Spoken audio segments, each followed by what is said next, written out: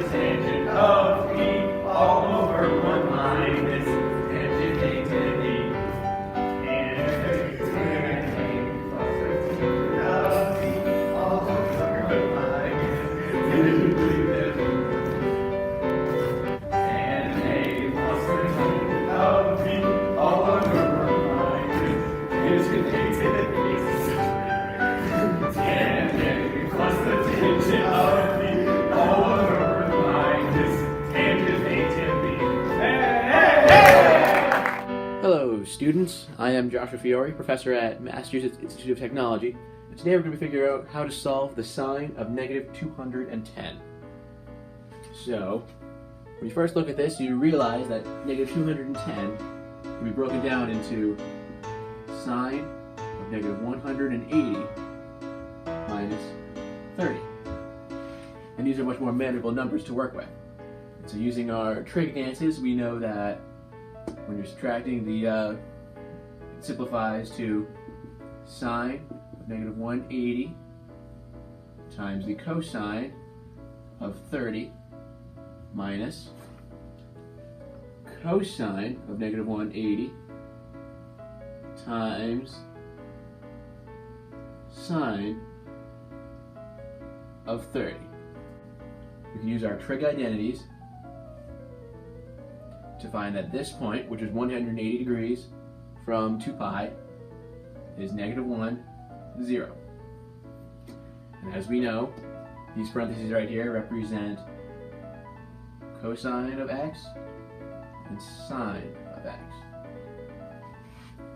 So, we know what we're going to get is going to be something times something minus cosine of something times the sine of something. So, let's start with the sine of negative 180. Sine of x is in the second spot, it's 0. Then we get the cosine of negative 180. It's on the spot over here, so it's negative 1. That's simple enough. Now let's go for cosine. We're in quadrant run because it's only 30 degrees. And this side over here is 1/2. This side is root 3 over 2. Hypotenuse is 1. That's what 30 degrees is. So cosine of 30, adjacent over hypotenuse, which is root 3 over 2. And sine of 30 is opposite over hypotenuse, so that's simply 1/2.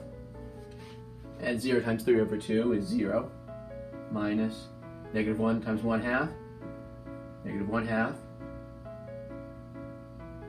And negative times negative 1/2 simply gets you to 1/2, which is the answer of sine of negative 210. Thank you. Hi, I'm Manish Patel. I'm a professor at University of Massachusetts Amherst, and here we're going to solve some math. First, we have tangent of 23 pi over 12. First, we need to recognize that on the unit circle, there are two values that add up to a common denominator of 12. And what you can realize is that in my head, I automatically think of pi over 4 and pi over 3. So you have pi over 4 and pi over 3. Now you need to think of two values on the unit circle that add up to these values. So let's start with 5 pi over 3.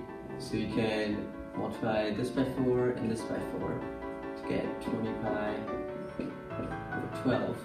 And you can just make this 3 pi over 4. Multiply this by 3 and this by 3. So you get 3 pi over 12. And you know that these add together to get that value.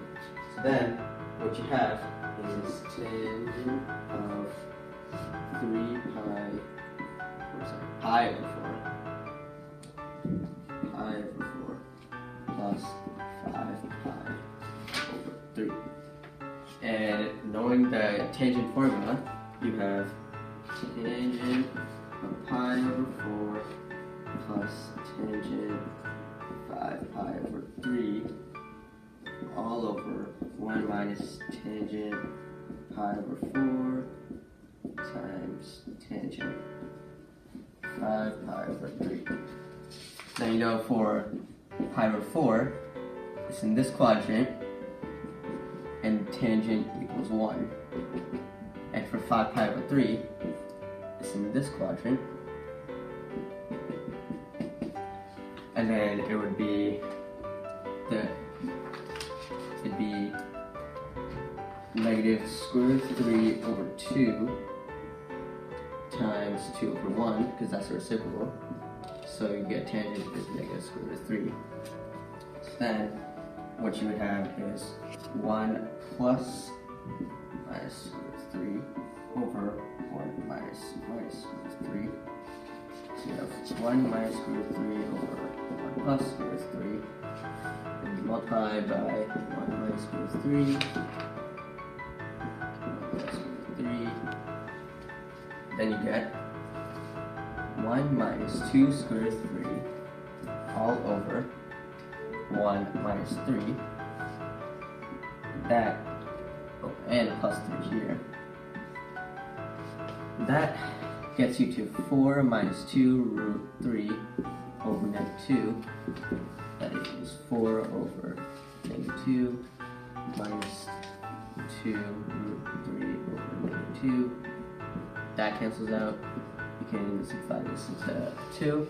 So then you get negative 2, and then the negative times the negative gets you positive, plus root 3. And that is your answer. Alright, back at it again with another math problem. And here we have cosine of 5 pi over 12 times cosine of pi over 4 plus sine of 5 pi over 12 times sine pi over 4. And what you need to realize here, and to make this very easy for you, is that this is a trig identity. See, it's cosine, cosine, then a sine, and then sine, sine. Cosine, cosine, sine, sine, sine. So what you see is you have cosine of A, and then the opposite of this sign minus B. In this case, the A value would be 5 pi over 12. And then the B value would be pi over 4. And so what you have is you have A minus the B value, which is pi over 4. And once you do that, you have a common denominator, so you multiply this side by 3. So you have 5 pi over 12 minus 3 pi over 12, which gets you 2 pi over 12, which then simplifies to pi over 6. But remember, you'll find the cosine of that. So the cosine of pi over 6, draw that little sketch. You know that the sine value, that would be 1/2, so that the cosine would be square root of 3 over 2. So the cosine of pi over 6 would be square root of 3 over 2, which gets you the final answer.